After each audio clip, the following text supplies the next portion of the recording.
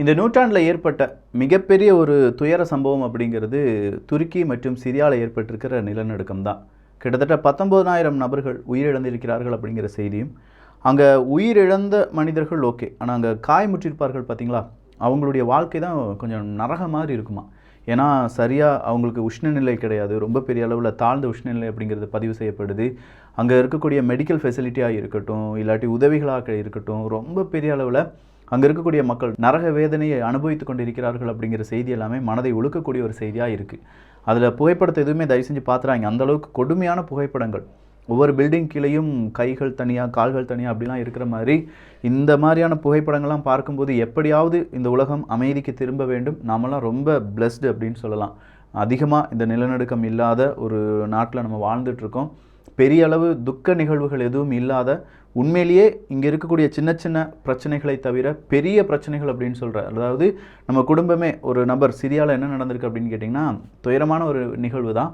30 நபர்கள், அவங்க குடும்பத்தை சார்ந்த 30 நபர்கள் ஒரே இந்த நிலநடுக்கத்தில் உயிரிழந்திருக்காங்க. ஸோ அந்த 30 நபர்களையும் தேட வேண்டிய ஒரு பொறுப்பு அந்த ஒரு நபருக்கு மட்டுமே இருக்குது. அவர் தோண்டி தோண்டி தோண்டி தோண்டி 30 நபர்களுடைய உடலை எடுத்தார் அப்படிங்கிற அந்த செய்தியை வாசிக்கும்போது எப்படி இருக்குது. ஸோ நம்ம பிளஸ்ட், அந்த பிளஸ்டாக இருக்கக்கூடிய நாம் அங்கே இருக்கக்கூடிய பல மனிதர்கள், காயமுற்ற மனிதர்கள் சீக்கிரமாக அவங்களுடைய வாழ்க்கையில் புதிய ஒரு அத்தியாயம் தொடங்கி நல்லபடியாக வாழ வேண்டும் அப்படிங்கிற பிரார்த்தனையை செய்து கொள்ளலாம். இதே மாதிரி இன்னும் பல செய்திகள். நான் உங்கள் விக்கி, இது உங்கள் தமிழ் விதை. ஷார்ட்டாக கொஞ்சம் செய்திகள். முதல் செய்தி என்ன அப்படின்னு கேட்டிங்கன்னா வடகொரியா தான். வடகொரியா முதல் செய்தியா அப்படின்னு கேட்டால் இன்றைக்கி அவங்களுடைய மிலிட்ரி பரேடு, நம்ம 2 நாட்களுக்கு முன்னாடியான செய்தியில் சொல்லியிருந்தோம். அவங்க மிலிட்ரி பரேடை முன்னிறுத்தி அவங்க என்ன செஞ்சுட்டு இருந்தாங்க, மிகப்பெரிய அளவில் ட்ரைனிங் எல்லாமே ஈடுபட்டு இருந்தாங்கன்னு இன்றைக்கி கிம் அவர்கள் வந்து உட்கார்ந்துருக்க, அவங்களுடைய துணைவியாரும் அதே மாதிரி அவங்களுடைய மகளும் உட்கார்ந்துருக்க ஐசிபிஎம்சியினுடைய அணிவகுப்பும் மிலிட்ரி பரேடினுடைய அணிவகுப்பு அப்படிங்கிறதுலாம் நடந்திருக்கு. இதில் வேறொரு ஸ்பெஷல் ஐட்டம் என்ன அப்படின்னா, பொதுவாக கிம் அவர்களுடைய மகள் அப்படிங்கிறது 2 முறை மட்டும்தான் இந்த உலகத்துக்கு காண்பிக்கப்பட்டிருக்காங்க. இன்றைக்கி மறுபடியும் அவங்க இந்த டெலிவிஷன் எல்லாமே காண்பிக்கப்பட்டார்கள். புகைப்படத்தில் அவங்களுடைய முகம் அப்படிங்கிறது வெளியில் வருது. கிம் அவர்களுடைய மனைவி அவங்க போட்டிருக்கிற ஒரு டாலர், அதுவும் ஒரு ஐசிபிஎம் தான் அப்படின்னு சொல்கிறாங்க. ஸோ குடும்பமே இந்த ஐசிபிஎம்முக்காக தான்ப்பா ஒர்க் பண்ணுது அப்படின்னு சொல்கிற மாதிரி நிறைய கருத்துக்களை இங்கே பார்க்க முடிந்தது. மிக முக்கியமான சில ஆயுதங்களை இந்த இராணுவ பரேடில் வடகொரியா காண்பித்ததாகவும், இது அமெரிக்கா, தென்கொரியா போன்ற நாடுகளுக்கு பெரும் ஒரு எச்சரிக்கையாக பார்க்கப்படுகிறது அப்படிங்கிற செய்தியும் வெளியாகி இருக்கிறது. என்னதான் நீங்கள் தடை போட்டாலும், பொருளாதார தடை போட்டாலும், நான் என்னுடைய இராணுவ பலத்தில் இப்படி தான் இருப்பேன் அப்படிங்கிற அந்த மென்டாலிட்டியில் தான் யார் இருந்துகிட்ருக்காங்க, இப்போதும் வடகொரியா இருந்து வருகிறது. சிரியாவில் மிகப்பெரிய அளவில் நிலநடுக்கம் வந்துருச்சுன்னு சொல்லி பார்த்தோம். ஒரு பார்ட்டில் மட்டுமே 2000 மனிதர்கள் உயிரிழந்திருப்பார்கள் அப்படின்னு சொல்லப்படுது. ஸோ அங்கே நிறைய பொருளாதார தடை எல்லாமே போட்டிருக்கிறதுனால, ஐரோப்பிய ஒன்றியம், அமெரிக்கா போன்ற நாடுகள் பொருளாதார தடை போட்டிருக்கிறதுனால பல உதவிகள் சிரியா பக்கம் போக மறுக்குது, போக முடியலை அப்படின்னு சொல்லியிருந்தோம்ல. இப்போ ஐரோப்பிய ஒன்றியம் அதுக்கு ஒரு சின்ன ஒரு முடிவுக்கு வந்திருக்காங்க. இந்த பொருளாதார தடையிலிருந்துலாம் சிரியாவை இந்த உதவிகளிலிருந்து மட்டும் கொஞ்சம் விலக்கு கொடுக்கலாம். ஸோ உதவிகள் அப்படிங்கிறது சிரியாவில் கிடைப்பதற்கான அந்த நடவடிக்கை எல்லாமே ஏற்படுத்தப்படும் அப்படிங்கிற ஒரு அறிவிப்பு தான். இந்த அறிவிப்பு நல்லதாக இருக்கணும். அங்கே பாதிப்படைந்த மக்களுக்கு சீக்கிரமாக உதவிகள் கிடைக்க வேண்டும் என்பது நம்முடைய கோரிக்கையாகவும் வைத்துக்கொள்ளலாம். துருக்கியில் இன்றைக்கி என்ன நடந்திருக்கு அப்படின்னு கேட்டிங்கன்னா, பல நிலநடுக்கம் வந்துச்சு பார்த்தீங்களா. ஸோ அந்த நிலநடுக்கத்தால் டேமுக்கு ஏதாவது பிரச்சனை இருக்குது அப்படிங்கிறதுக்காகவும் சில டேம் அப்படிங்கிறது அதனுடைய மதகுகள் அப்படிங்கிறது திறக்கப்பட்டிருக்கிறது. இதன் காரணமாக சின்ன சின்ன இடங்களில் வெள்ளப்பெருக்கு அப்படிங்கிறதும் ஏற்பட்டிருக்கு. இது கொஞ்சம் டெம்பரரியாக இருந்தாலும் எகைன் ஒரு நிலநடுக்கம் வந்தது என்றால் அந்த டேம் தாங்காது அப்படிங்கிற அந்த மாதிரியான டேம்கள் மட்டும்தான் திறக்கப்பட்டதாக கூறப்படுகிறது. சீனாவினுடைய ஸ்பை பலூன், அதனுடைய எஞ்சிய பாகங்களை இப்போ அமெரிக்கா கையகப்படுத்திட்டாங்க. அந்த எஞ்சிய பாகங்களை பார்க்கும்போதே தெரியுது இது ஒரு ஸ்பை தான். இது வந்து சாதாரண ஒரு வெதர் பலூன் கிடையாது. இதுக்கான எல்லா எக்யூப்மெண்ட்ஸுக்கான லிஸ்ட்டை நாங்கள் எடுத்து வச்சுட்ருக்கோம்ப்பா. ஸோ இதுலேருந்து சீனா தப்பிக்க முடியாது அப்படிங்கிற அறிவிப்பை இன்றைக்கி அமெரிக்கா வெளியில் விட்டுருக்காங்க. அமெரிக்காவினுடைய இந்த ஒரு செய்திக்கு சீனா கடுமையான எச்சரிக்கை கொடுத்துருக்காங்க. ஆல்ரெடி எங்களுடைய பலூனை நீங்கள் சுட்டு வீழ்த்தி விட்டீர்கள், நம்முடைய உறவில் பெரிய ஒரு விரிசல் வந்துருச்சு.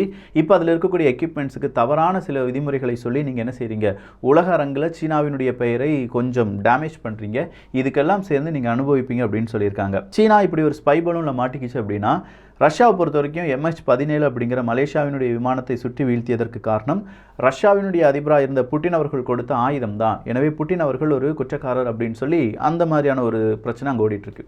இன்னொரு இடத்துல ஜெர்மனியுடைய நார்ட் ஸ்ட்ரீம் 1 நார்ட் ஸ்ட்ரீம் 2 இதை வெடிவைத்து அங்கே லீக் பண்ணது யார் அப்படின்னா அமெரிக்காவும் சிஐஏயும் தான் அப்படிங்கிறத மிக முக்கியமான பத்திரிகையாளர் சில பல ப்ரூஃபுடன் அதை வெளியிட்டிருக்கிறார். இது அமெரிக்கா, சிஏஏ, இவங்க இந்த ஜெர்மனி இவங்களுக்குள்ளேயே ஒரு சின்ன சலசலப்பை ஏற்படுத்தியிருக்குன்னு சொல்லலாம். ஆனால் நாட்டோவினுடைய சீஃப் இன்னைக்கு போலந்துக்கு வந்து போலந்தில் இருக்கக்கூடிய தலைவர்கள் கூடலாம் பேச்சுவார்த்தையில் ஈடுபட்டு இருக்காங்க. இன்னொரு பக்கமாக ஜெலன்ஸ்கி அவர்கள் நேராக எங்கே போனார்? யூகேக்கு போனார், அப்படியே பாரிஸுக்கு போனார். இப்போ ஐரோப்பிய ஒன்றிய பாராளுமன்றத்தில் பேச போகிறார். அப்படி பேசும்போதும் எனக்கு ஃபைட்டர் ஜெட் வேணும் அப்படிங்கிற ஒரு கோரிக்கையை அவர் வைப்பார். அதே மாதிரி பீரங்கிகள் சீக்கிரமாக எங்களுடைய நாட்டுக்கு தேவை, அதை சீக்கிரமாக எவ்வளோ குயிக்காக அனுப்ப முடியுமோ அவ்வளோ குயிக்காக அனுப்புங்க அப்படிங்கிற ஒரு கோரிக்கையும் அவர் வைப்பதற்கான வாய்ப்புகள் இருக்குது. ஃபைட்டர் ஜெட் கேட்டுட்டார், டேங்கு கேட்டுட்டார், அடுத்ததாக கப்பல்களும் ஜெலன்ஸ்கி அவர்களால் கேட்கப்படும் அப்படிங்கிற ஒரு சின்ன செய்தியும் கிடைத்திருக்கிறது. அதானி குரூப் இது ரொம்ப பெரிய அளவில் இன்னைக்கும் இழுபறியாக இருந்துகிட்டே இருக்குது. பங்கு வர்த்தகம் ஒரு வொலைடைல் ஸ்டேட்டில் தான் இருந்துட்டு இருக்கு அப்படிங்கிறது நமக்கு தெரியுது. பட் இந்த ஒரு ஸ்டேட்டை பயன்படுத்திய நிறைய பேர் என்ன செஞ்சுட்டு இருக்காங்க, அதானி குரூப்பினுடைய பங்கு அப்படிங்கிறது கொஞ்சம் டவுனுக்கு போகும்போது அதை வாங்கிடலான்னு சொல்லிட்டு இருக்காங்க. பட் கொஞ்சம் கேர்ஃபுல்லாகவே இருந்துக்கோங்க. ஏன்னா இன்னைக்கும் பலவிதமான பிரச்சனைகள். அதானி குரூப் வந்து நேராக அவங்களுடைய கிரீன் எனர்ஜி அந்த குரூப்லாம் வந்து பல நிறுவனங்கள் பிரான்ஸில் இருக்கக்கூடிய நிறுவனங்களுடைய டீலெலாம் ரத்தாயிருக்கு. அதன் காரணமாக எகெயின் அதானியினுடைய கிரீன் எனர்ஜி ஃபேம்லாம் கொஞ்சம் அடி வாங்கியிருக்கு. ஸோ பங்கு வர்த்தகத்தில் ஈடுபடுவதற்கு முன்பாக கொஞ்சம் தெளிவாக செய்திகளை கவனித்துக் கொள்ளுங்கள். கூகுள் பாட், இந்த கூகுள் பாட் அப்படிங்கிறது சாட் ஜிபிடிக்கு ஆப்போசிட்டாக இல்லாட்டி அதுக்கு போட்டியாக களமிறக்கப்பட்ட ஒரு ஆர்டிஃபிஷியல் இன்டெலிஜென்ஸ் டூல் அப்படின்னு சொல்லலாம். அதில் இருக்கக்கூடிய ஒரு சின்ன குறைபாடு காரணமாக கிட்டத்தட்ட கூகுளுக்கு $100 பில்லியன் அளவுக்கான இழப்பு வந்திருக்கிறது. இந்தியாவினுடைய மஹேந்திரா நிறுவனம் $121 மில்லியன் இன்வெஸ்ட் பண்ணியிருக்காங்க. இந்தியாவுக்குள்ளே தான் தெலுங்கானாவில் ஈவி அதாவது எலக்ட்ரானிக் வெஹிக்கிளை உருவாக்குவதற்கான ஒரு பெரிய பிளான்டேஷன் அப்படிங்கிறது உருவாக்க போகிறாங்க. நேச்சுரல் கேஸில் இருக்கக்கூடிய பலவிதமான அந்த விலை ஏற்றத்தாழ்வுகள் அப்படிங்கிறது அமெரிக்காவில் இருக்கக்கூடிய மக்களையும் ஐரோப்பிய ஒன்றியத்தில் இருக்கக்கூடிய மக்களையும் பெரிய அளவில் பாதிப்பதாகவும் இது சீக்கிரமாக ஒரு முடிவுக்கு வர வேண்டும். அப்படி இல்லைனா அங்கே இருக்கக்கூடிய மக்கள் கன்ஃபியூஷன்லேயே பலவிதமான அரசாங்கத்துக்கு எதிராக திரும்பி விடுவார்கள் அப்படிங்கிற ஒரு எச்சரிக்கையும் கொடுக்கப்பட்டிருக்கிறது. G7 நாடுகளுடைய அடுத்த கட்ட கூட்டமைப்பு வடகொரியா, ஈரான் மற்றும் சீனா இவங்கெல்லாம் ரஷ்யாவுக்கு பெரிய அளவில் உதவி செஞ்சுட்டு இருக்காங்க. ஸோ ரஷ்யாவுக்கு உதவி செய்யக்கூடிய நிறுவனங்கள், அதை சார்ந்து இருக்கக்கூடிய அமைப்புகள், இது எல்லாத்துக்குமே நம்ம பொருளாதார தடை கொடுக்க வேண்டும், அதுக்கான லிஸ்ட்டை நம்ம தயாரிக்கணும் அப்படிங்கிறது G7 நாடுகளுடைய ஒட்டுமொத்தமான ஒரு குரல். எனவே இந்த 3 நாடுகளுடைய பல நிறுவனங்களும் இனி தடைப்பட்டியலில் வருவதற்கான நிறைய வாய்ப்புகள் வந்திருக்கின்றன. சீனா ஸ்பை பலூன் அப்படிங்கிறதுக்கு பின்னாடி சீனாவினுடைய ராணுவம் தான் இருக்கு, வேற யாருமே கிடையாது. இது வந்து தனியாருக்கு சொந்தமானதோ இல்லாட்டி வேற ஏதாவது அமைப்பினுடையதோ கிடையாது. சீனாவினுடைய ராணுவத்தின் நேரடி கட்டுப்பாட்டுக்குள் தான் இந்த பலூன் இயங்கி இருக்கிறது அப்படிங்கிற ஒரு கருத்தை இன்னைக்கு அமெரிக்கா கூறியிருக்கிறார்கள். ஸோ சீனாவினுடைய இந்த ராணுவம் அடுத்ததாக எந்த மாதிரியான உளவு வேலைகளில் ஈடுபட்டிருக்காங்க, அதனுடைய இம்பாக்ட் என்ன என்பதையும் அமெரிக்க அரசாங்கம் கொஞ்சம் கொஞ்சமாக அசஸ் பண்ண போறாங்க. எர்டகன் அவர்கள் துருக்கியில் இந்த நிலநடுக்கம் ஏற்பட்ட பகுதிக்கு இன்னைக்கு விசிட்டுக்கு போயிருக்காரு. பலவிதமான பிரச்சனைகள், ஏன்னா அரசாங்கம் சரியா துரிதமாக வேலை செய்யவில்லை, துரித நடவடிக்கையில் ஈடுபடவில்லை அப்படிங்கிற பெரும் ஒரு கோபம் வந்திருக்கு. அந்த கோபத்தை தணிப்பதற்காகவும் எர்டகன் அவர்களுடைய இந்த விசிட் ஈடுபடலாம் அப்படின்னு சொல்லப்படுது. பட் இன்னும் பல நேரங்களில் ஒரு தலைவர் ஒரு இடத்துக்கு போறாருன்னா அதுக்கு நிறைய விதமான பந்தோபஸ்து எல்லாமே கொடுக்க வேண்டியதாக இருக்கும். அதுக்கு வீண் செலவுகள் வேண்டாம் அப்படிங்கிறதுனாலையும் சில தலைவர்கள் இதே மாதிரியான இடங்களுக்கு வருவது அப்படிங்கிறது தவிர்க்கப்படலாம். ஆனால் ஒரு நாட்டினுடைய முக்கியமான ஒரு தலைவர் இவ்வளோ பெரிய நிலநடுக்கம் வந்திருக்கும் போது இவ்வளோ லேட்டாக வந்து பார்ப்பது கண்டனத்துக்குரியது தான். SpaceX நிறுவனம் இன்னைக்கு ஒரு அறிவிப்பு கொடுத்திருக்காங்க. எங்களுடைய ஸ்டார்லிங் அப்படிங்கிற சேட்டலைட் உக்ரைனுடைய ராணுவ வீரர்கள் நிறைய பேர் அவங்களுடைய இன்டர்நெட் ஃபெசிலிட்டிக்காக நாங்கள் கொடுத்தோம். ஆனால் அதை வச்சு ரஷ்யாவை தாக்குறாங்க. இது ஒரு வார்ஃபேர் கிடையாது. ஸ்டார்லிங்கை வச்சு நீங்கள் பெரிய கேம் விளையாண்டுட்டு இருக்கீங்க. ஸோ உக்ரைனுடைய சோல்ஜர்ஸ் இதை வச்சு ஒரு வார் கேமை ஸ்டார்ட் பண்ணுறதுக்கான அந்த அங்கீகாரம் என்பது இன்று முதல் ரத்து செய்யப்படுகிறது. அவங்க எல்லாருமே தடைப்படுத்தப்படுகிறார்கள். உங்களுக்கு தேவையான தகவல்களை எடுப்பதற்கு மட்டும்தான் ஸ்டார்லிங்கை நீங்கள் யூஸ் பண்ணணும். பலவிதமான தகவல்களை நீங்கள் தெரிந்து கொள்வது ரெஸ்ட்ரிக்ட் செய்யப்பட்டிருக்கிறது அப்படிங்கிற ஒரு அறிவிப்பு தான். என்னதான் ஸ்டார்லிங் வந்து உங்களுக்கு பெரிய அளவில் நான் உதவிகள் செய்வேன் அப்படின்னு சொல்லியிருந்தாலும் இப்போ அதே ஸ்டார்லிங்கில் பலவிதமான பிரச்சனைகள் எலன் மஸ்க் அவர்கள் சொல்லியிருந்தாங்க.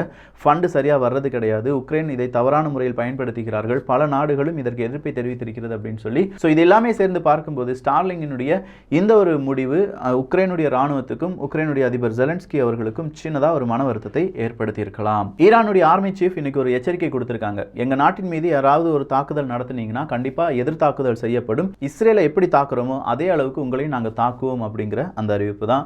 இஸ்ரேல் ஈரான் இந்த பிரச்சனை ரொம்ப பெரிய அளவு, இப்போ இஸ்ரேல் பாலஸ்தீன பிரச்சனையும் இஸ்ரேல் ஈரான் பிரச்சனையும் மிகப்பெரிய பிரச்சனையாக இஸ்ரேலுக்கு மாறி வருகிறது. சொல்லப்போனால் ஒரு இந்த 7 நாள் போர்லாம் நடந்துச்சு பார்த்தீங்களா, அதே மாதிரியான ஒரு என்விரான்மெண்ட் தான் இப்போ இஸ்ரேல் இருந்து வருவதாக செய்திகள் கூறுகின்றன. பிரான்ஸ் $12 மில்லியன் நாங்கள் உதவியாக சிரியாவுக்கு கொடுக்கிறோம் அப்படிங்கிற அறிவிப்பை கொடுத்திருக்கிறார்கள். ரஷ்யா டேங்குகளினுடைய உற்பத்தியை கண்டிப்பாக பூஸ்ட் பண்ணணும், இன்னும் ஸ்பீடாக இன்க்ரீஸ் பண்ணணும். அப்படி இல்லைனா இந்த யுத்தத்தில் ரஷ்யாவுக்கு ஒரு பின்னடைவு ஏற்படலாம் அப்படிங்கிற அறிவிப்பை கொடுத்திருக்கிறது ரஷ்யாவினுடைய மினிஸ்ட்ரி ஆஃப் டிஃபென்ஸ். துருக்கியில் நிலநடுக்கம் காரணமாக விழுந்த 10 பில்டிங்கில் ஒரு பில்டிங் புதிதாக கன்ஸ்ட்ரக்ட் செய்யப்பட்ட பில்டிங் தான். ஸோ புதிய பில்டிங் அப்படிங்கிறது சரியாக அங்கே ரொம்ப ஸ்ட்ராங்காக இல்லை. இதை பற்றியான மேலும் விசாரணை செய்யப்படும் என்கிற ஒரு அறிவிப்பு வெளியாகி இருக்கிறது. அமெரிக்கா மற்றும் பிரான்சினுடைய ராணுவ வீரர்கள் இன்னைக்கு ரொமானியாவில் நாட்டோ சார்பாக அங்கே ட்ரில்லில் ஈடுபடுறாங்க. இந்த ட்ரில்லெல்லாம் பார்க்கும்போது ரஷ்யாவுக்கு எதிரான ஒரு லைவ் ட்ரில் எல்லாமே நாட்டோ வீரர்களால் இல்லாட்டி நாட்டோ நாடுகளால் செய்யப்பட்டு வருகிறது என்பது குறிப்பிடத்தக்கது. ஒலிம்பிக்கில் ரஷ்யா மற்றும் பெலரஸினுடைய வீரர் வீராங்கனை பங்கு பெறக்கூடாது அப்படிங்கிற ஒரு பெரிய பிரச்சனை எழுப்பப்படுகிறது. இது தவிர்க்கப்பட வேண்டும் அப்படின்னு சொல்லி இந்த ஒலிம்பிக் கமிட்டியினுடைய பிரசிடென்ட் கோரிக்கையை வைத்திருக்கிறார். அரசியலை இந்த விளையாட்டுக்குள்ளையும் அதே மாதிரி போரையும் இந்த விளையாட்டுக்குள் கொண்டு வராதீர்கள், இதற்கான இந்த பாய்காட் அப்படின்னு சொல்லி நிறைய பேர் சொல்லிட்டு இருக்காங்க, அது இன்று முதல் தவிர்க்கப்பட வேண்டும் அப்படிங்கிற ஒரு கோரிக்கையும் அவர் வைத்திருக்கிறார். ஜப்பான், பிலிப்பைன்ஸ் 2 நாடுகளும் மிக முக்கியமான ஒரு ஒப்பந்தத்தில் கையெழுத்து போட்டிருக்காங்க. சொல்லப்போனால் இந்த 2 நாடுகளும் தென்சீன கடலில் சீனாவுக்கு எதிரான சிம்ம சொப்பனமாக இருக்கக்கூடிய நாடுகள் அப்படின்னு சொல்லலாம். ஸோ இதே மாதிரி இன்னும் பல செய்திகள், நீங்கள் இந்த செய்திகளை பற்றி இன்னும் தெரிந்து கொள்ள தமிழ் விதை சேனலை சப்ஸ்கிரைப் பண்ணிக்கோங்க. நல்லதை பகிர்ந்து நல்ல சமுதாயத்தை உருவாக்குவோம். நன்றி, வணக்கம்.